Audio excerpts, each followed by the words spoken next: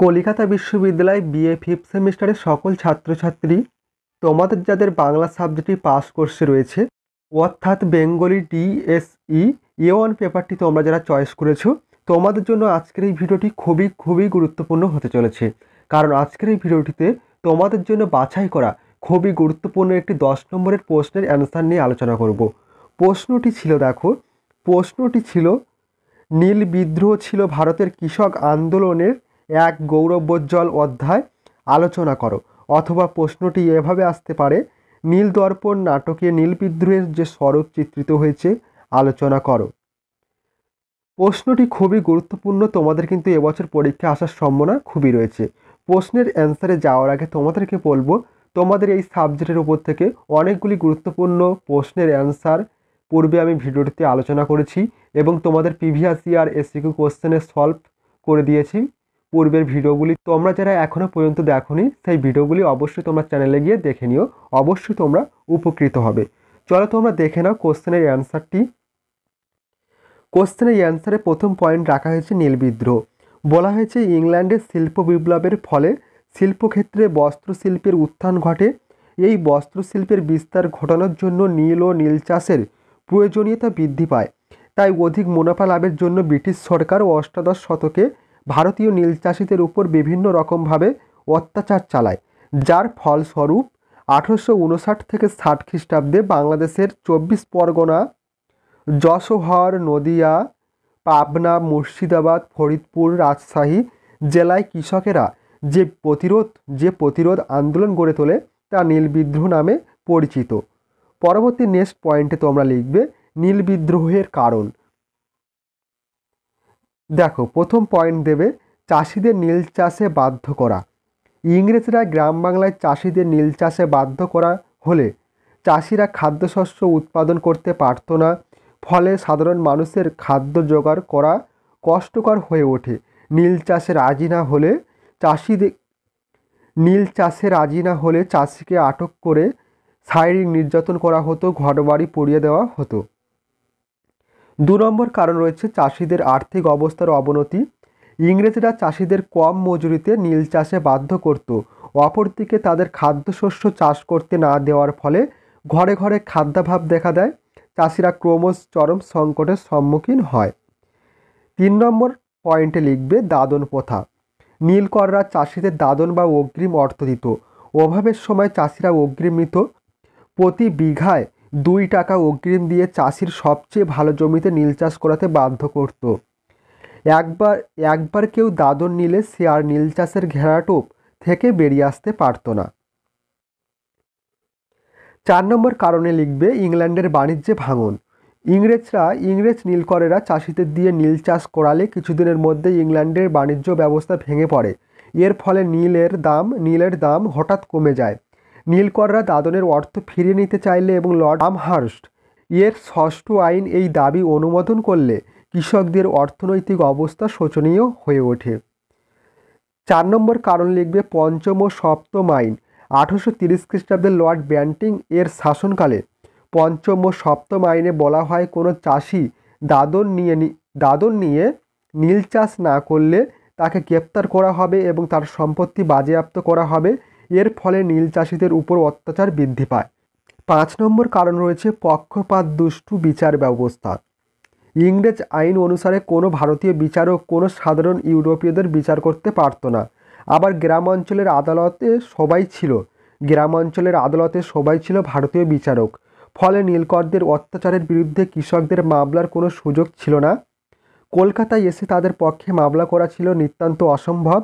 স্থানীয় ম্যাজিস্ট্রেট ও পুলিশ সবই ছিল শ্বেতাঙ্গদের পক্ষে। পরবর্তী পয়েন্টে তোমরা লিখবে বিদ্রোহের প্রসার।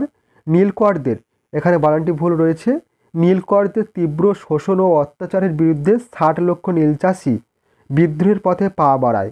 প্রথমে তারা নীলকরদের শোষণ, অত্যাচারে নির্যাতন ও মিথ্যা মামলা চাপিয়ে তাদের সর্বশান্ত করার বিষয়ে সরকারি কর্তৃপক্ষের কাছে অভিযোগ করেন। অভিযোগের কোনো প্রতিকার না পেয়ে আন্দোলনের 2য় পর্যায়ে চাষিরা দাদন নিতে অস্বীকার করে এবং নীল চাষ বয়কট করে। আন্দোলনের 3য় পর্যায়ে চাষিরা বর্শা, তরবারি, লাঠি প্রভৃতি নিয়ে নীলকরদের বিরুদ্ধে লড়াইয়ে অবতীর্ণ হয়।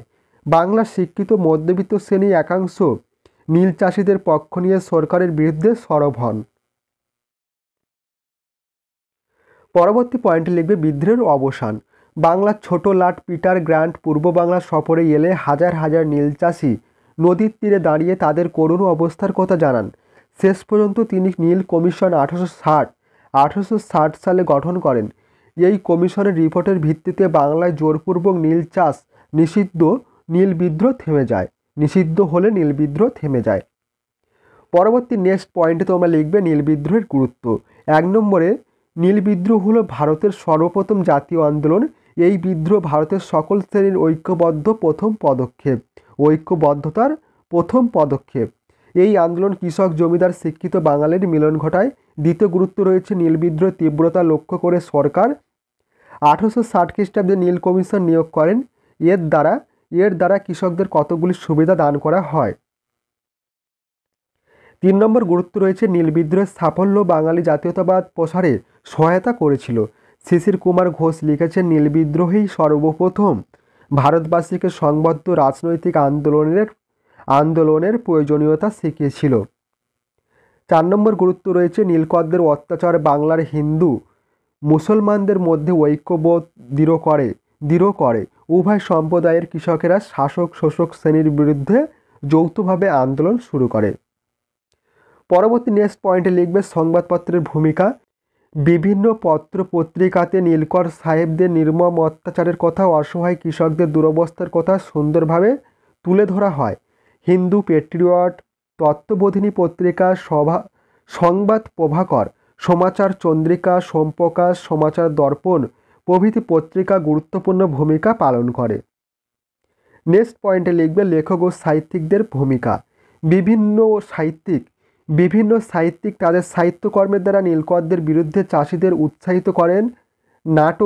নাটক, কবিতা, গল্প, প্রবন্ধ ইত্যাদির মাধ্যমে শিক্ষিত শ্রেণীর দৃষ্টি আকর্ষণ ও সরকারের সরব তুলে ধরার প্রয়াস চলে। জনমত সৃষ্টিতে দীনবন্ধু মিত্র, মাইকেল মধুসূদন দত্ত, বঙ্কিমচন্দ্র চট্টোপাধ্যায়, অক্ষয় কুমারের ভূমিকা বিশেষ উল্লেখযোগ্য। নেক্সট পয়েন্টে লিখবে আইনজীবীদের ভূমিকা। নীল বিদ্রোহ বাঙালি আইনজীবীদের ভূমিকা বিশেষ প্রশংসনীয়।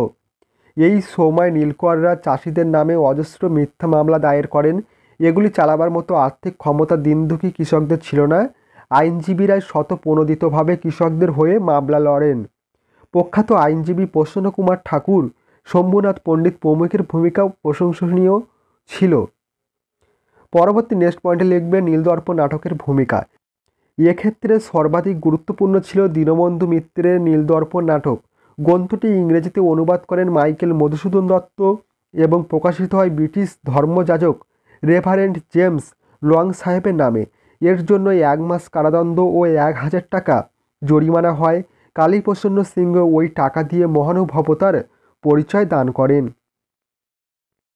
পরবর্তী নেক্সট পয়েন্ট, শেষ পয়েন্টে তোমরা লিখবে সীমাবদ্ধতা। বুদ্ধিজীবীদের একাংশ নীল বিদ্রোহ সমর্থন করেননি, কারণ তাদের মনে হয়েছিল নীল চাষের মাধ্যমে গ্রামগুলি সমৃদ্ধ হবে, চাষিদের আর্থিক অবস্থা ভালো হবে। সেই কারণে রামমোহন রায়, দ্বারকানাথ ঠাকুর প্রমুখ নীলকরদের অত্যাচারের অবসান চেয়েছেন, কিন্তু তারা সরকার বিরোধী আন্দোলন হয়ে উঠুক এটা চাননি। উপরোক্ত আলোচনার ভিত্তিতে বলা যায় নীল বিদ্রোহ ছিল ভারতের কৃষক আন্দোলনের এক গৌরবোজ্জ্বল অধ্যায়। এই বিদ্রোহের হিন্দু মুসলমান উভয় সম্প্রদায়ের কৃষকেরা যেভাবে আন্দোলন গড়ে তোলে তা পরবর্তীকালে কৃষক আন্দোলনগুলিকে প্রেরণা যোগায়। এই বিদ্রোহ শিক্ষিত মধ্যবিত্ত সম্প্রদায়কে ব্রিটিশ মোহ থেকে মুক্ত করে। এই ছিল তোমাদের সম্পূর্ণ কোশ্চেনটির অ্যান্সার। খুবই গুরুত্বপূর্ণ একটি কোশ্চেনের অ্যান্সার নিয়ে আলোচনা করলাম। তোমরা অবশ্যই কিন্তু কোশ্চেনের অ্যান্সারটি খাতায় নোট ডাউন করে নিও এবং ভালোভাবে প্র্যাকটিস করো। অবশ্যই তোমরা কোশ্চেনটি তোমাদের পরীক্ষার খাতায় কমন পেয়ে যাবে। ভিডিওটি আজ এই পর্যন্ত। ভিডিওটি ভালো লেগে থাকলে অবশ্যই ভিডিওটিতে একটি লাইক প্রদান করো এবং চ্যানেলে নতুন হয়ে থাকলে অবশ্যই তোমরা চ্যানেলটি সাবস্ক্রাইব করে রেখো এই ধরনের গুরুত্বপূর্ণ ভিডিও আরও পাওয়ার জন্য। ভিডিওটি আজ এই পর্যন্ত। তোমাদের সঙ্গে দেখা হবে এই রকম আরও একটি গুরুত্বপূর্ণ পরবর্তী ভিডিওটিতে।